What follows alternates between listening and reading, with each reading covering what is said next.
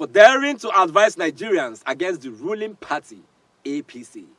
I will break your powers and nothing will happen. This seems to be the fight between the Labour Minister and Asuu chairman. This is our discussion for today. My name is ADS. Watch this video. Environment in the university so that the students are brought back to school through the vice chancellors, and we continue to teach them. Once again, we appreciate you, the Honourable Minister.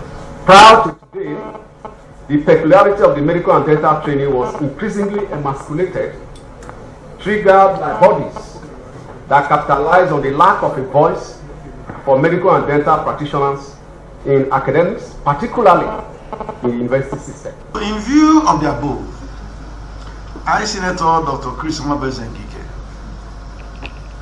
Officer of the Niger, ON, in the exercise of the power conferred on me as Honorable Minister of Labour and Employment, do hereby approve the registration of one Congress of Nigeria University Academics, CONUA.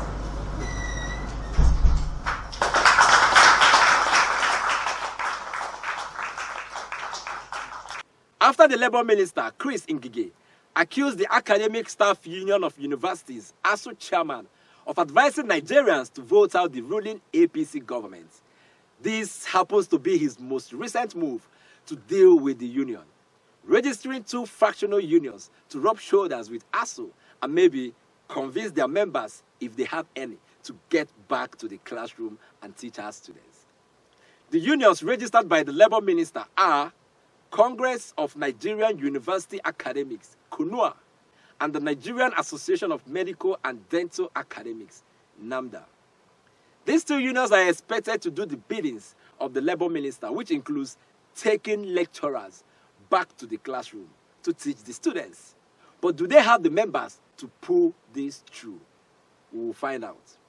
Also, there's been a blame match bordering on corruption between the leadership of Asuu, headed by Professor Emmanuel Osodeke, and President Muhammadu Buhari. This is what Buhari said that prompted pointing accusing fingers between the two parties. Watch. Are concerned about the manifestation of various forms of corruption in our universities. For example, use different terminologies to describe different forms of corruption they experience on our campuses. There is sorting or cash for marks, grades, sex for marks, sex for grade alterations, examination malpractice, and so on. Sexual harassment has assumed an alarming proportion.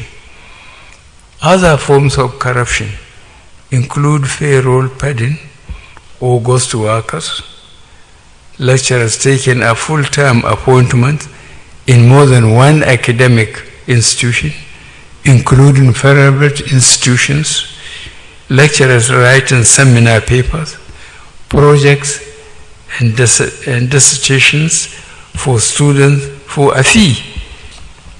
I am happy to note that ICPC is investigating and prosecuting sexual harassment as abuse of power in our educational institutions. Buhari's corruption charge against the university lecturers bordered on sex for marks, sex for grades, alterations, exam malpractice, sexual harassment, payroll padding, ghost workers, lecturers taking a full-time appointment in more than one academic institution, including private institutions. This is Asuu's response. Watch. I'm Emmanuel Osodeke, President of Asuu. I want to speak on a number of issues, 2 or 3 of them. One, the issue of corruption in the system. You see, in the past 7 years, we'll be talking about it. But are we acting? I'm sure as we speak to, there are not less than 1,000 cases of corruption in Nigerian university among VCs and councils. How many have been prosecuted? That is the question we should ask ourselves. We're in a country where if you don't punish, nobody takes things serious. So we talk. In my university, where I am, there are not less than 20 cases against a vice chancellor who left to the ICPC, EFCC, the police. But nothing happened. And today he's going to be awarded the national honor. So we should be acting. 2, regulations. About 6 years ago, the NUC, because if you look at the accreditation procedure, the guideline, it's nothing. Every university will pass through. And we were challenged to develop for them, and we did. It was never implemented. If you can have a visiting lecturer score half a point. So if you have 10 visiting lecturers, you already have 5 lecturers. Is that correct? But they are not acted upon. And 2, how many councils have been punished? We had to go on this strike. The law is very clear. We believe there are corruption in the system. There are malfeasance in the system. But the law that was enacted, the University Miscellaneous Act, and every university law, is aware of that and indicated that a visitor every 5 years will set a high-power delegation called visitation panel to a university to check corruption, check how universities are run, check everything. I check. It took 11 years and I was tried before this panel was composed. I will not encourage corruption. The panel came in in March 2021. We are in October 2022. The results is not out. The white paper is not out. I will not encourage corruptions. Next point. Appointment of vice chancellors and governing councils. Let me start with councils. In the good old days, you don't appoint politicians who are looking for job as pro-chancellor and a member of governing council. But we go and check all the pro-chancellors. They are partisan politicians looking for job. So they come. A vice chancellor appointed either based on village or based on community or based on religion. Is there any part of this country, a federal university, where you have a vice chancellor from another region? Not to talk about that country. Nigerians are vice chancellor all over most countries in the world, all over the world. Can you have a Hausa man be vice chancellor in the southeast or southwest? So we have destroyed this finally because of the time. When you now remove the university, the power of the university, and give to the bureaucrat, you have destroyed the system.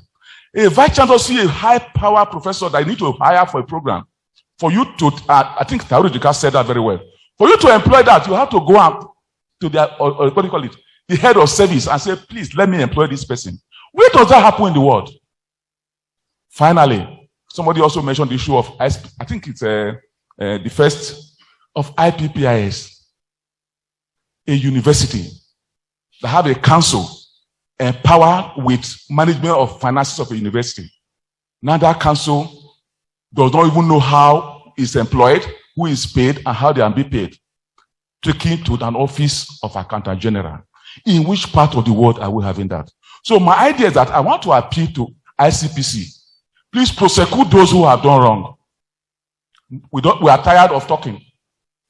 Anybody who has done wrong, investigate and prosecute. Let the world see that one vice chancellor or one pro-chancellor or whatever, or lecturer who has misbehaved has gone to jail. When you do that, the system will change. Not talking. We like talking as a country people who don't like acting. It is interesting that both parties admit that corruption has become a pandemic in the educational sector. This strike action has revealed so many things wrong with the education in our country, and this is the right time to provide solutions almost immediately to save this decaying sector of our development. From what the Asuu chairman said, our universities need total overhauling and everybody put on check. Politics should be far, far, far away from education. Appointments and job offers within this sector should be based on merit, not connections. With all that has happened with this Asuu strike for 7 months, the Labour Minister, in his wisdom, registered 2 fractional unions to break the rank of Asuu. Hear what Professor Atehiru Jega, former Asuu chairman and former INEC boss, had to say in this regard. Watch.